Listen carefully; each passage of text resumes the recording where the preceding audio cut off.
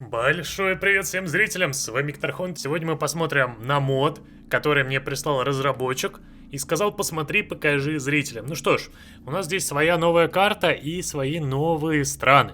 Здесь у нас на экране как раз представлены все самые интересные страны, разнообразные королевства, империи, республики. Я так понимаю, некоторые страны это аналоги каких-то других исторических стран из нашей реальности. Например, вот эта вот империя мне напоминает очень Византию или что-то такое. Здесь притом есть, смотрите, Империя Юй, где рекомендуемое число игроков 2 и более. На самом деле звучит очень странно, то есть 2 игрока у тебя должны играть за одну страну. Ну, окей. Тут еще и марш миллионов, еженедельные людские ресурсы, плюс 160 тысяч. А немного ли? Просто, немного ли на одну маленькую империю такое количество людей? Ну да ладно. Ну, в общем, что мы с вами видим? Вот такой вот простенький небольшой континентик у нас с вами. Здесь разные королевства, как прописаны, так и нет есть. Между ними порой встречаются минорчики. Кроме того, есть страны, которые вроде как не представлены в интересных, но здесь частично сделаны. И подождите, это серьезно вот эта вот держава? А, Империя Юй — это вот этот вот аппендикс, выступающий из края карты. Я теперь понял, почему у них так много призывников, стагнация в науке, зажаты просто где-то с края на одной проволочке.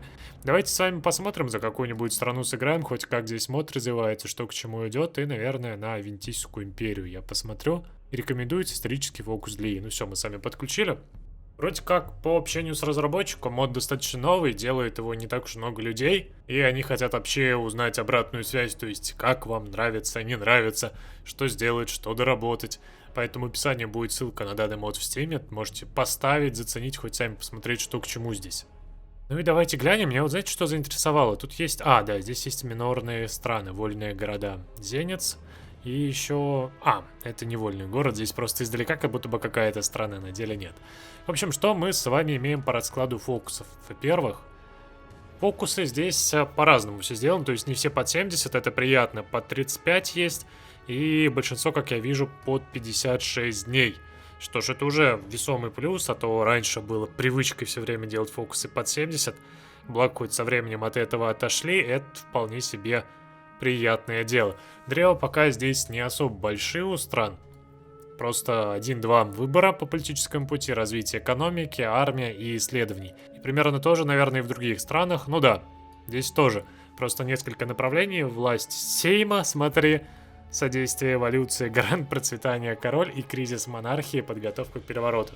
Иконки из Британии вроде как использованы. И это у нас как раз на Удренской империи. Здесь еще Луарское королевство есть. Тоже такое же примерно древо. Да, то есть они в основном парочку путей. Основной типа, не основной, не исторический. И развитие как раз армии, флота и всего остального. Кстати, вот здесь неплохо комитет обороны выглядит. Что-то своеобразное, микс местной Америки, еще чего-нибудь. Я просто не особо прям все отсылки, наверное, выкуплю, поэтому просто покажу вам основные древа, что к чему и как. Жандарм Галаты, смотри, гегемон Галаты. Да, это вроде как Галаты, это как раз континент вот этот вот, на котором мы с вами стартуем, и ряд островов рядом с ним, через которые, видимо, будет вторжение вот этой вот весьма странной маленькой империи, у которой есть свое древо, да, и смотри-ка. Подготовка к вторжению, укрепить базу, прибытие новобранцев, вмешательство, военные специалисты. Транспортный корабль будет добавить и захват Альдабры. То есть постепенно будет захват новых земель, подчинение. И, кстати, здесь большое древо. Наверное, давайте тестовую партию проведу. Как раз за эту мелкую страну и посмотрим, что будет. Она, мне кажется, наиболее интересна сейчас. Мы спокойно на континент с вами посмотрим, а заодно посмотрим, что можно за эту мелкую страну сотворить. И пускай там требуется 2 плюс игрока, у нас есть пауза. Надеюсь, мы справимся с таким делом. Так, ну ЖДшки, улучшение рабочих условий, то есть здесь все стандартно по решениям, по исследованиям теперь. На дворе у нас 1120 год, и исследования у нас примерно такими же остались. Затем лишь исключением, что у нас тут отдельно в пехоте пихают бронебойность. То есть да, они здесь бронебойность отдельно прописали некоторыми технологиями, вывели защиту сюда, здесь еще отдельно защиту, расход припасов вывели. То есть побольше разбили именно саму пехотку. Роты обеспечения примерно те же самые. Единственное, что ремонтную роту попозже. По танкам примерная схема такая же, только тут, видите, сначала тяжелые, потом легкие модели идут. Арта, притом здесь есть гаубицы, из которых как раз в улучшенную гаубицу и сверхтяжелые гаубицы уходишь. Флот аналогичный, за исключением того, что у нас тут только один авианосец будет в будущем. Авиация, чуть-чуть переделанная по схеме. Здесь у нас исследования машиностроения, здесь, кстати, танки первого уровня, самолеты открываются отдельными техами. И у нас тут с вами реформа образования, а не атомные исследования, то есть мы реформировать будем просто образование и получать здесь скидки. А здесь у нас радиообнаружение идет. Ну и промышленность, здесь нам сами добавили больницы отдельно, которые потери опытных бойцов будут уменьшать. С топливом все то же самое, и по строительству, по бонусам у нас, да, все со стандарта идет. Ну и по самим стройкам, да, все те же самые возможности для строительства и цены вроде как оставили стандартными. Единственное, узлы снабжения подешевле сделали, они вроде 20 тысяч стоят, здесь 14. Ну и давайте стартуем подготовка к вторжению.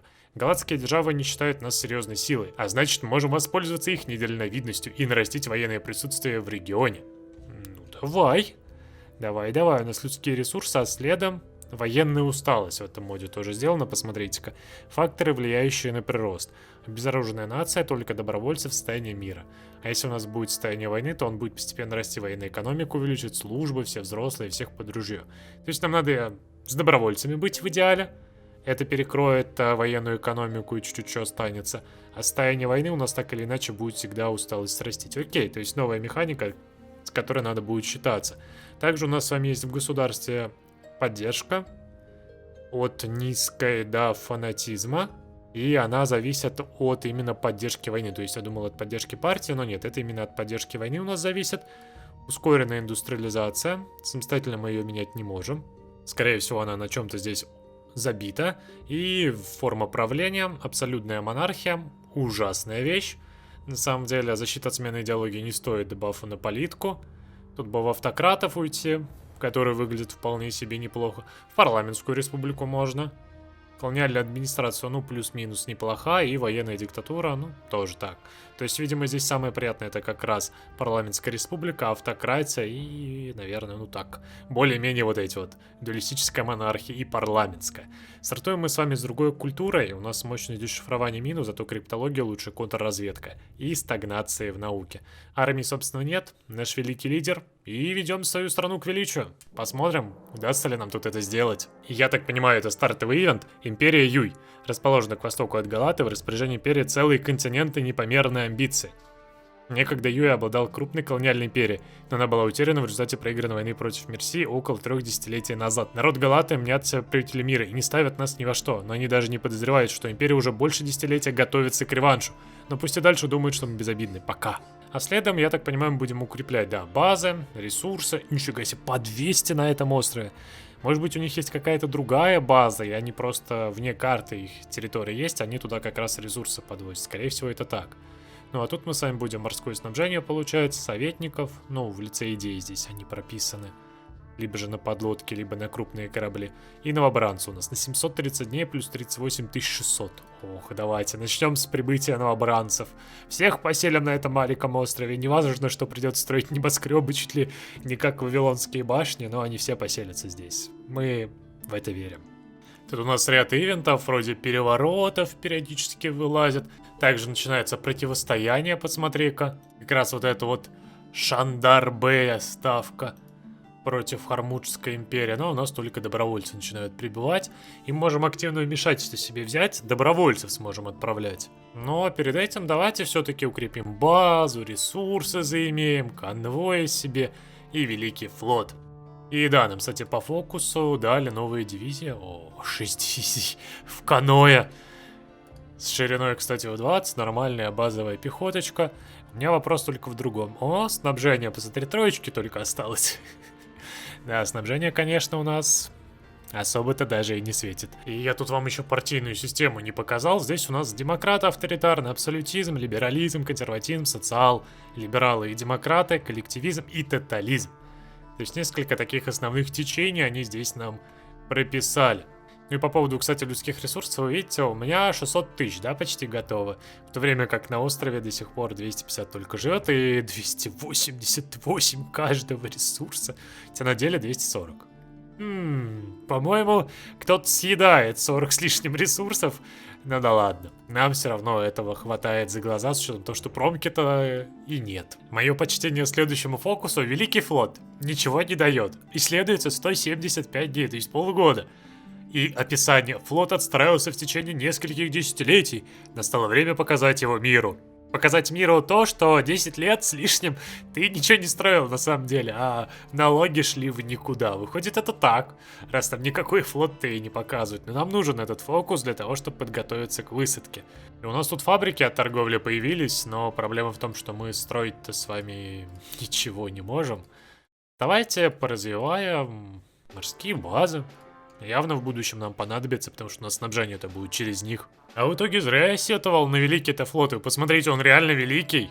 332 корабля, из которых 7 линкоров, 25 легких крейсеров, 105 эсминцев и 195 подлодок. Кроме того, есть еще и адмирал 521, правда, не особо-то хорош, но все-таки. Нам отвалили такой флот, что теперь у нас снабжения нет. Я даже не знаю, что с этим делать, куда мне снабжение тратить, но 25 из 11. Наш маленький остров такое не потянет. Но ладно, раз нам прописали, то пусть будет. Давайте теперь готовиться к высадке.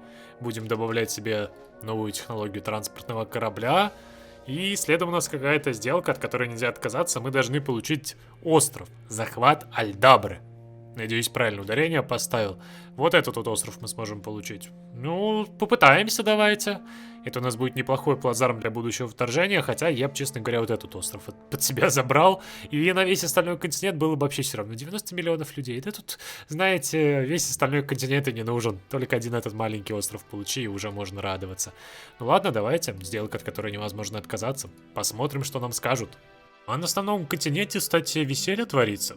Восстание за восстанием, новые страны. Смотри, здесь какое-то город-государство на Морея вообще выделялось. Кстати, со своим древом, между прочим. Тут даже, видимо, страны, которые восстают, имеют свои древа.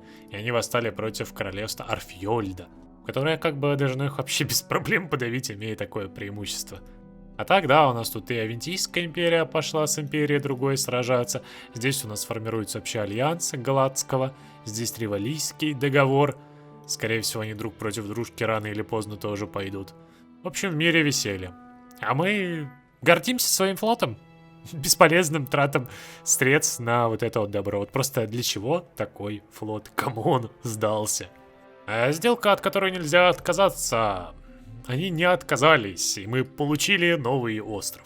92 тысячи человек там все проживает, не так уж и много, но нам-то с вами какая проблема? У нас следующий фокус — подчинить население. Местные обитатели острова могут быть недовольны сменой руководства. Но нас не интересует их мнение, нас интересует, чтобы они сидели тихо и не мешали нам. Кратко и понятно, просто подчиняем. Окей. Следом нам надо будет прокачать подготовку транспорта, доставку снаряги и отдел снабжения. Тогда мы сможем подготовиться к вторжению. Это у нас будет событие отвлекающий удар, но нам нужна великая война в мире. Видимо, придется ждать. Пока еще рановато. И нас тут, знаешь, прям доставка снаряжения. За десятилетия мы накопили достаточно припасов, чтобы хватило на полномасштабную войну. 705 тысяч пехотки, 38 тысяч допки, 57 тысяч буксируемые арты. По-моему, это достаточно, не то что на войну. Тут достаточно всю советско-немецкую границу просто закрыть, используя вот это вот добро. Меня больше радует, что после этого буксир арты 57 тысяч, а заготовка гаубиц всего 5 тысяч. Как-то так маловато, знаете, маловато. Нам, кстати, надо будет еще поезда заказать, потому что без поездов, ну, как бы, ничего не выйдет. Основные фокусы мы здесь взяли. Теперь пойдем по военным специалистам. Здесь нам будет просто открывать новых советников, генералов. Дальше у нас будет выбор между армией для наступления, либо же многофункциональной армией. Выбор, конечно, очевиден. Нам с вами нужен великий атакующий генерал. Ну и дальше у нас военные преимущества, больше атаки, потеря опытных бойцов меньше. И можем взять либо мобильные части, либо потеря организации при движении. У нас организованное движение. Что так-то выглядит весьма и неплохо, потому что организации больше будем сохранять. А значит, сможем атаковать, атаковать и атаковать. И я, кстати, зря говорил, что у них не выйдет. Они подписали в итоге мир. Белый, серьезно. То есть они восстали в одном регионе, и им дали спокойно возможность сохранить независимость. Ишка весьма интересен. И воу, вы посмотрите, что творится. Видимо, Великая война скоро начнется. Галатский союз, просто две страны маленькие. И против них. Пум-пум-пум. Три великие страны. А, Мерсия, кстати, колония. Валрия у них. Она, скорее всего, тоже к ним вступится, и в итоге здесь будет 3 на 3 такой великий махач, и рядышком такое небольшое восстание идет. Да, континент прям разрывается. И, кстати, вот одна военная усталость, организацию дивизии уменьшает, скорость сления дивизии, стабильность и поддержку войны рушит. Да уж, видимо, затягивать противостояние в этом моде не стоит. У нас вот по фокусу сформировалось разведывательное агентство. Сразу же контрразведка двоечка. Модификаторы и прокачка здесь, в принципе, стандартные. Единственное, что можно взять подготовку персонала, у нас сразу же психологическая война, модернизация пройдет. И кроме того, подготовленные агенты будут, у нас с вами больше оперативников и меньше шанс того, что их обнаружат. А следом так вообще можем в контрразведку идти и риски при операции минус 10%, что существенно. Или же борьбу просто с повстанцами выбрать, и мы можем вообще без проблем новые земли контролировать, и никто даже восставать не будет против нас. И, кстати, по доктринам здесь сделано интересно. Они убрали 4-ю доктрину. Они оставили только 1-ю, 2-ю и 3-ю. Да что ж вы так? А как же массой давить? Это же так классно. Но, к сожалению, 4-й доки нет. Поэтому выбор здесь как бы еще проще. В 1123 году я наконец-то построил первый военный завод. И как раз на новом острове. И все, больше строить я ничего не могу. Но мы даже запускаем свое производство. 5 винтовок, 6, ладно, в неделю. И можем, кстати, взять доктрину. Ну, раз такое дело. А, так тут бонус на кавалерию прорыв? Серьезно? Они здесь, кстати, бонусы поменяли немного. В некоторых местах, но я не знаю, брать бонус на прорыв кавалерии, это грозно. Блицкриг тоже кавалерия бонусы получает. Атаковать кавалерией, либо же моторизированной пехотой. Мне даже интересно, что же из этого интересно? Опять прорыв на кавалерию и прорыв на бронемашины. Здесь потеря от истощения и противопехотная атака. То есть у нас тут как таковых бонусов на танки не будет. Ладно, тогда выбор очевиден. Тогда будем бафать себе противопехотку, аргу и, конечно же, арту. Нам же ее много надавали. А в мире, видимо, начинается великое противостояние? Да, скорее всего, это Великая война должна быть. Да, Великая война. Многие не верили, что две сильнейшие державы Галаты, Анхальт и Луар, вновь возьмутся за оружие друг против друга. Но это случилось, и теперь страны одна с другой присоединяются к бойне. Галата больше никогда не будет прежней. Да, выходит 3 на 3, как я и предвещал. Они схлестнулись. У нас с вами Галатский союз против Ривалийского договора. Я бы делал ставки, но я не особо понимаю, кто как здесь, поэтому ставки я делать не могу. Тут потому что не только количество войск влияет, но, я так думаю, и всякие модификаторы, которых здесь очень много. И, кстати, весьма интересный фронт. Вот здесь вообще обороняться по пару профки, здесь 4 где-то буквально профки. То есть обороняться здесь будет весьма и весьма интересно.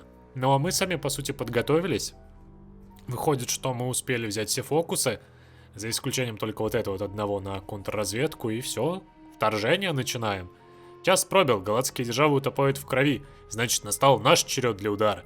Лептинский полуостров — самая подходящая цель для завоевания плацдарма. Я так подозреваю, вот этот полуостров, скорее всего. Здесь еще какой-то Кухский Остандр восстал, то есть здесь у нас на 3 стороны, кстати, борьба идет сразу же у этой империи.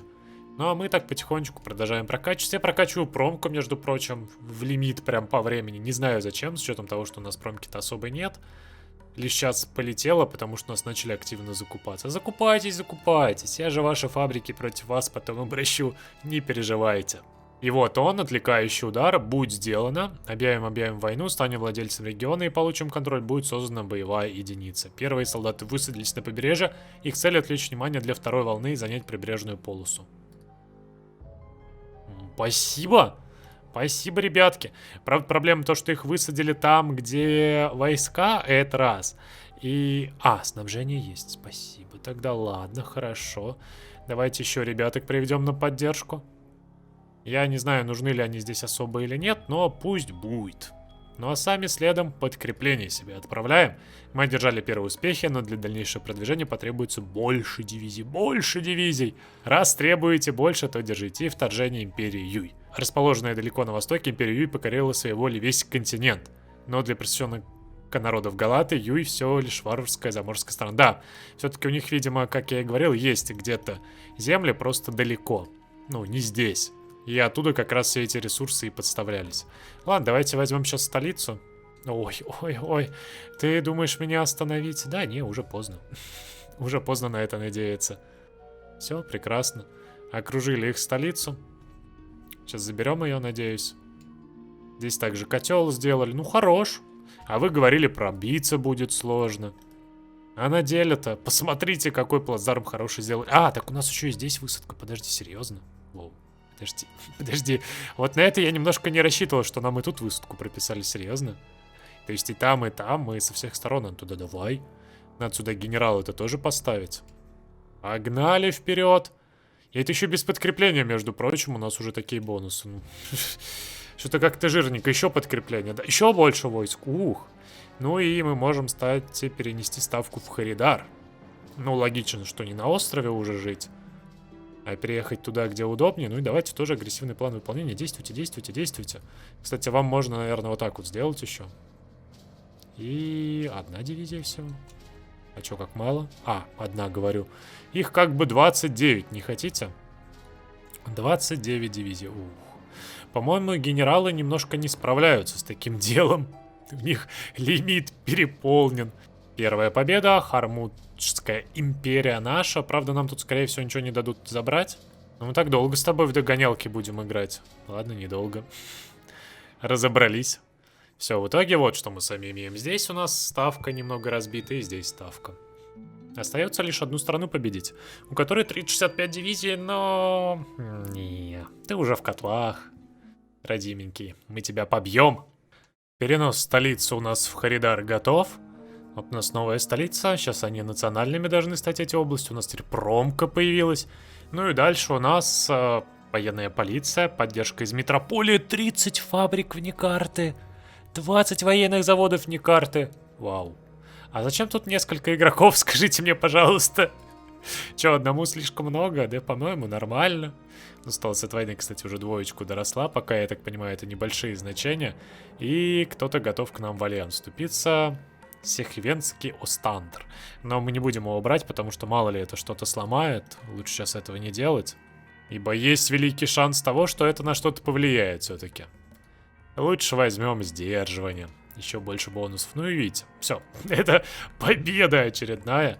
Захватываем все регионы. И поздравьте, да, мы без проблем вторглись на континент. Империя Юй теперь здесь имеет плацдармы. Часть земель, конечно, не национальная, но это и не проблема. У нас теперь есть возможность горные дивизии взять, получить подчинение Лептина.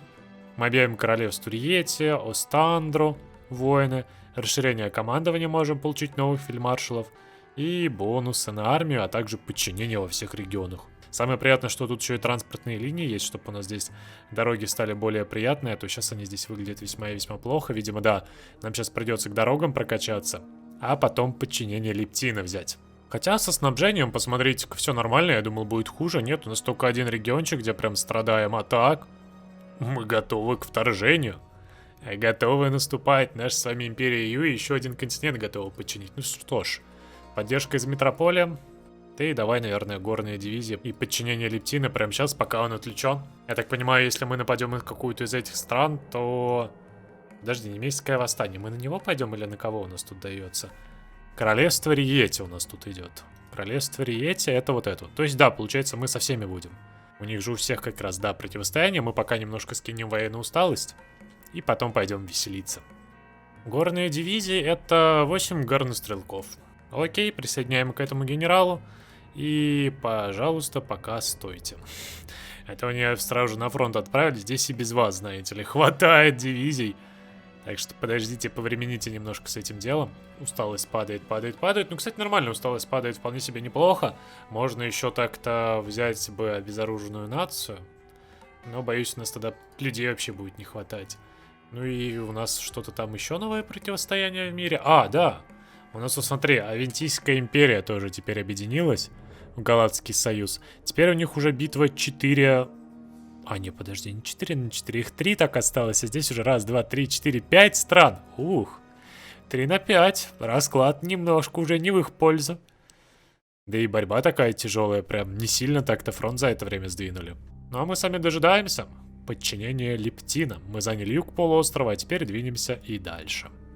Получается, против всех мы должны так-то войти в битву. Ну да, они все вступаются. Давай, вперед. Агрессивный план, собственно, что ждать-то? А расширенный призыв, еще больше людских ресурсов, либо же давай транспортные линии потом, подожди. Сейчас давайте именно расширенный призыв возьмем, чтобы еще больше людей было. А транспорт возьмем уже тогда, когда со всем этим добром разберемся. Кроме того, нам еще 30 дивизий новых приписали. 7 на 2 притом, с ПТО, с артой, с саперкой. А куда столько войск, простите, вот серьезно, вот куда мне столько дивизий, объясните? По-моему, их уже более чем достаточно, их наваливают. Не, конечно, возможно, есть какой-то смысл, если бы мы против игроков воевали, тогда да. Но все равно дивизий очень много, прям очень. Куда столько, прям не знаю. Может быть, потом какой-то кризис будет. В итоге мы тут Остандер капитулировали, но нам ничего не отдали. Но как бы проблем в этом особых-то нет, мы все равно его захватили по большей части.